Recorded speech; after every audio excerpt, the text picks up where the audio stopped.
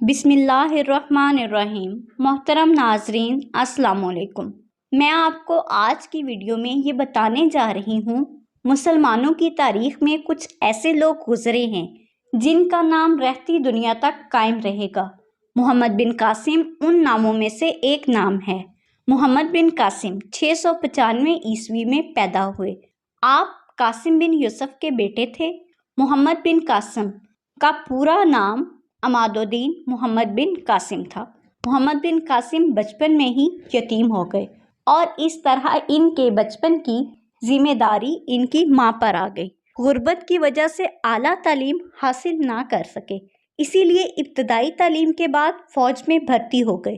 محمد بن قاسم بنو امیہ کے ایک مشہور سپہ سالار حجاج بن یوسف کے بھتیجے تھے، جنہوں نے انہیں باقاعدگی سے ایک جنگجو کے فن کی تربیت دی۔ محمد بن قاسم نے 17 سال کی چھوٹی سی عمر میں سپہ سالاری کرتے ہوئے سندھ پر حملہ کیا اور بڑی مہارت سے دیبل سے لے کر ملتان تک کا علاقہ تھوڑے سے عرصے میں فتح کر لیا۔ محمد بن قاسم نے سندھ فتح کر کے ہندوستان میں اسلام کو متعارف کروایا۔ ان کو اس عظیم فتح کے باعث ہندوستان اور پاکستان کے مسلمانوں میں ایک مسیحا کا اعزاز حاصل ہے، اور اسی لیے سندھ کو باب الاسلام کہا جاتا ہے، کیونکہ ہندوستان پر اسلام کا دروازہ یہیں سے کھلا۔ ملک سندھ بحری قزاقوں، لٹیروں اور سلطنت عثمانیہ کے باغیوں کے لیے ایک محفوظ پناہ گاہ تھا۔ ایک مرتبہ سری لنکا کے حاکم نے کچھ تحفے خلیفہ کی خدمت میں ارسال کیے اور اس جہاز میں کچھ مسلمان عورتیں بھی سفر کر رہیں، لیکن دیبل کے مقام پر یہ جہاز بحری لٹیروں کا نشانہ بن گیا اور جہاز کے تمام مسافروں کو قیدی بنا لیا گیا۔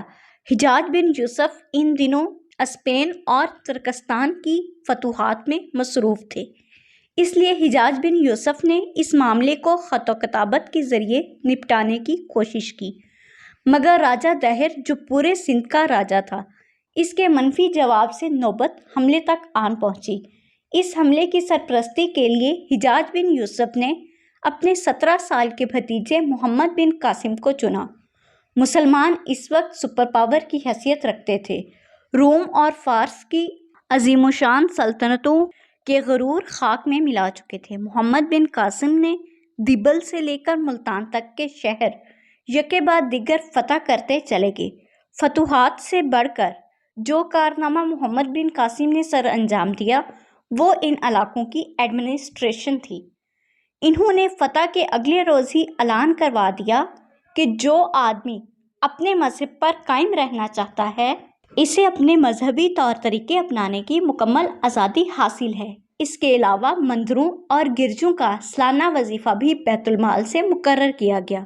آپ امیر غریب ہر ایک سے برابری کے ساتھ ملا کرتے۔ محمد بن قاسم نے راجہ داہر کی موت اور اس کی فوج کو شکست دینے کے بعد دستور کے مطابق مال غنیمت اور راجہ کی بیوی اور بیٹیوں کو اپنے حاکم خلیفہ سے سلمان بن عبد الملک کو بھجوا دیا۔ محمد بن قاسم کی موت میدان جنگ میں لڑتے لڑتے نہیں ہوئی اور نہ ہی کسی بیماری کی وجہ سے ہوئی، بلکہ محمد بن قاسم کی موت ان کے اپنے ہی حاکم کی طرف سے دی گئی سزا کے نتیجے میں واقع ہوئی، جو کہ راجہ دہر کی بیٹیوں کے جھوٹ کی وجہ سے محمد بن قاسم کو بیل کی کھال میں بند کر کے گھوڑوں کے پیچھے باندھ کر گھسیٹا گیا۔ بیل کی کھال میں دم گھٹنے کی وجہ سے آپ کی موت واقع ہوگی۔ محمد بن قاسم کی وفات 20 سال کی عمر میں ہوئی۔ آخر کار دنیا کا یہ ہیرو دنیا فانی سے کوچ کر گیا۔